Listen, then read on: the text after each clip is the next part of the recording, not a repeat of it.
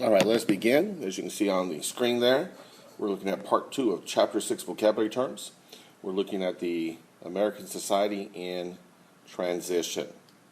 Last thing we did was number 9, Boss Tweed, Tammany Hall. And today we're going to start with the number 10, push factors, and number 11 will be the pull factors. And let's go ahead and get started. All right, the push-pull factors. Now, these are things that are commonly associated with the moving of refugees or the movement of refugees and or immigrants into America. Okay, so let's look at the push factors. Now what this means is what is pushing people out of their country and then heading toward another country like the United States. And so the first thing we have is oppression. They, the people who are leaving their country, whether it be a European country, African country, Asian, they are being oppressed one way or another, whether it be political oppression because they are members of the minority political party, or because of racial, ethnic minorities, they are being oppressed for whatever reason. So, factor number 1, and then being pushed out of the country is one form of oppression. And number 2, poverty. Much of the world lives far under what we would consider to be the poverty line. Countries like you would find in Africa and Asia, certain parts of Europe, have a standard of living well below our own, and so those people left because they were poor and there was little or no chance of them rectifying, fixing that problem. So they came to America for the possibility of, the dream of getting a job. Number 3, letter C, war.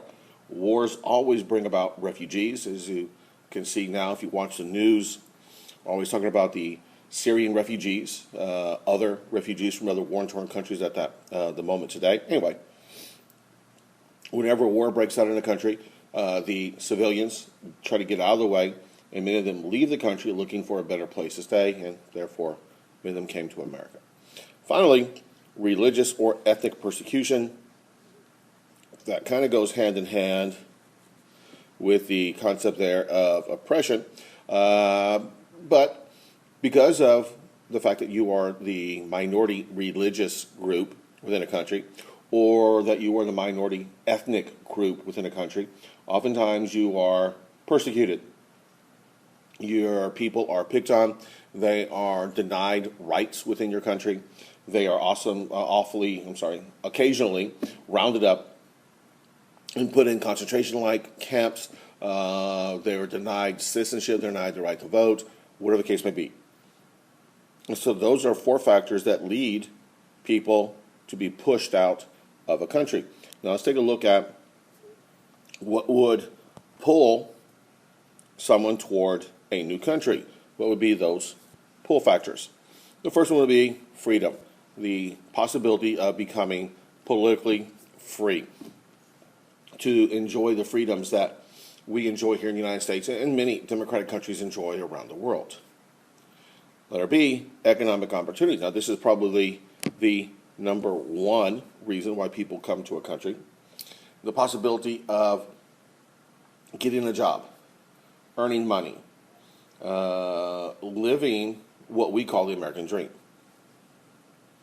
Even to this day, the number 1 reason why people leave their homeland and come to America would probably still be economic opportunity, the chance to make money. I believe I gave you a scenario a couple days ago when we were looking at, what were we looking at? Oh yeah, political machines.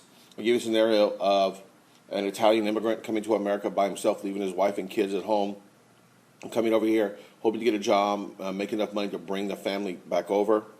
Same thing here. We had that happen quite a bit, not only from Italy, but from many countries around the world.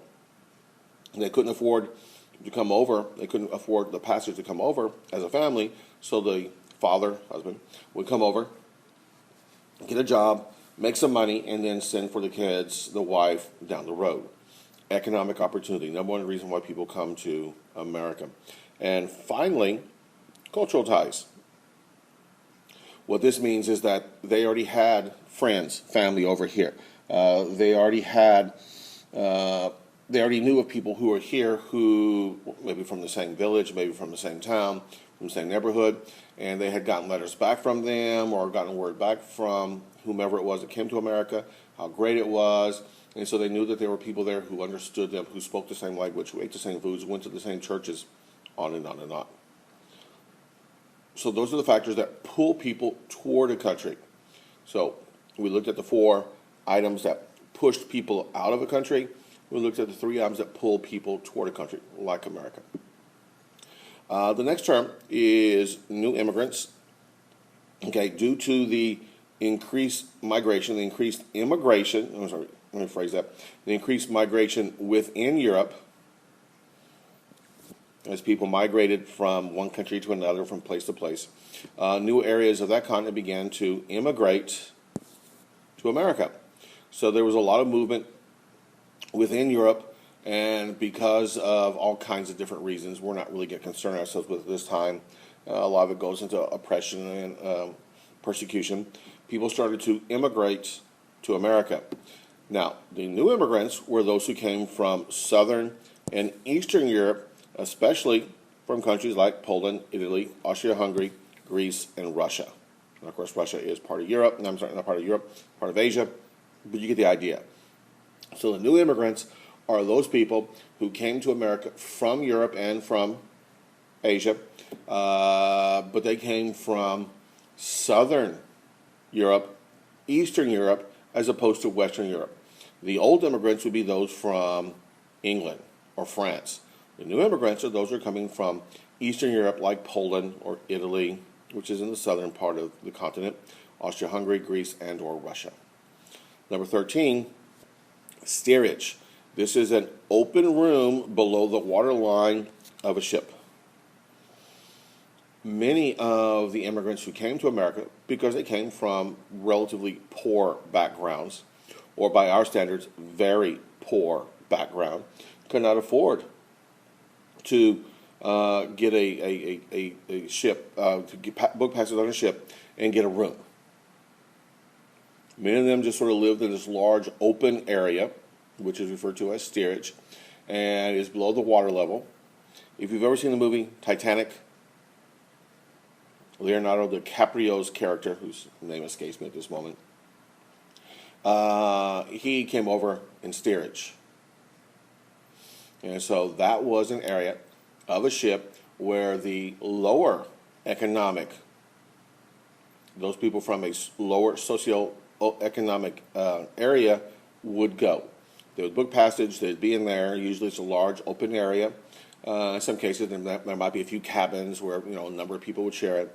But essentially, this was the way that poor people, people who could not afford better travel arrangements, how they would come to America.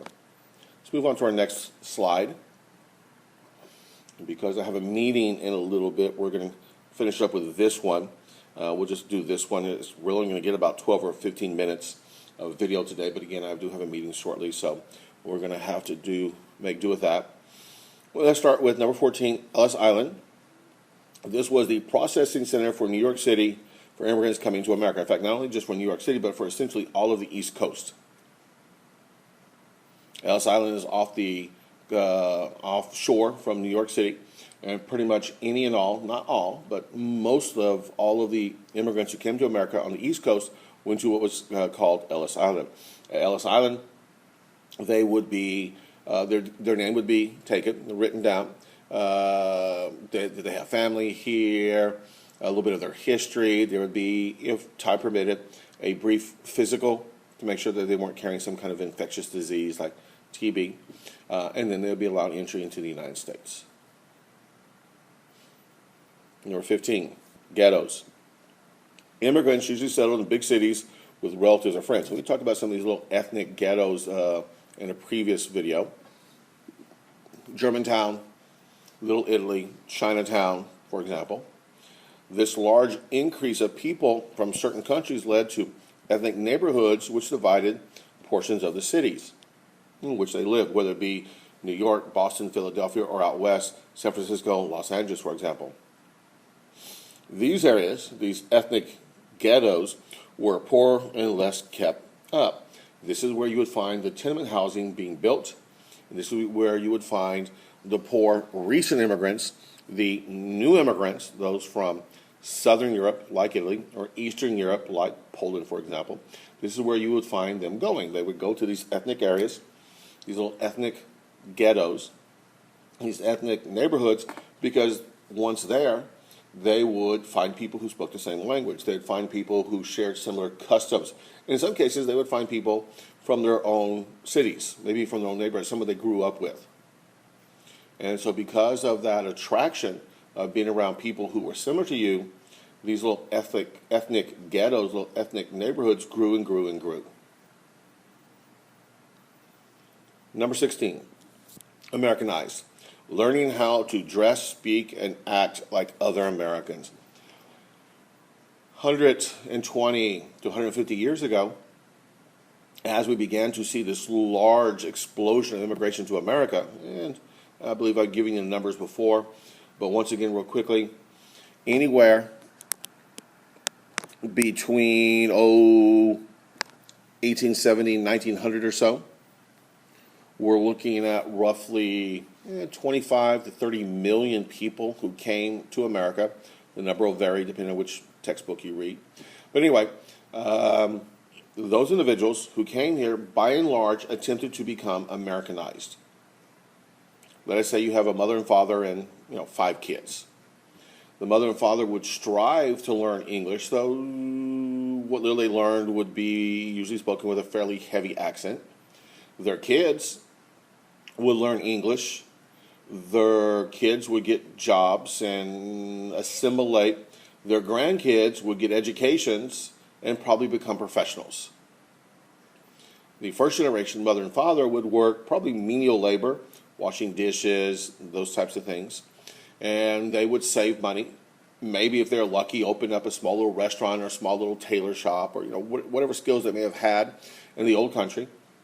And they would then save money, help their children, make sure their kids learn English, learn how to become an American. In many cases, they would Americanize their names.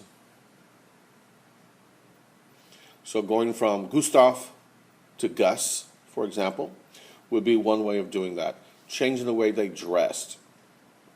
Sort of not necessarily forgetting the old ways, but accepting the new ways. And that is what it meant to become Americanized, to learn how to dress, speak, and act like other Americans. And usually it was a generational thing. The first generation sought to do so, though they were not very successful because, again, they were older and life expectancy was much shorter at that time. But their kids and their grandkids and then future generations all became Americanized. Our final one on this page, assimilated, is associated with Americanized. To assimilate means to become similar to other Americans. Now, of course, this does not mean to forget your heritage, to forget where you came from, to forget the old country, to forget the old country ways, to forget your parents or maybe your grandparents if you're a kid and you came over here. It's not to forget the religion or other cultural customs you may have had. No, what to be assimilated means is you become an American, but you also maintain some of that old country information, old country knowledge, and that you would pass down from generation to generation. Mother and father come here and they speak a little bit of English. By the time they die, their kids speak English well, but they were told the stories. In fact, some of them may even remember some of the stories from the old country. They then tell their kids, which are the grandkids of the first generation who came here, and the grandkids, the third generation, so you got mom and dad, kids, and now grandkids. The grandkids never were in the old country. All they know about Italy, all they know about Russia, wherever they came from, is what they're told by their parents, or maybe more than likely by their grandparents. Their parents, who were the original kids as they came over, some of them might be a little bit embarrassed about their parents still not speaking English very well, maybe still wearing some of the clothes from the old country. And so it would be the parents, the first generation, who would pass down to their kids, to their grandkids, some of that knowledge about the old country, some of the customs, some of the names and the events and some of the things that occurred back in the old country, whether it be Italy, Poland, Russia, China, doesn't really matter. Okay, As I told you, we're going to have to cut this a little short. I do have a meeting in a few moments. We're about 15 minutes. We're more than halfway through. We'll try to finish them up with our next one. But we're going to go ahead and stop it now. And this was the second part of the video presentation.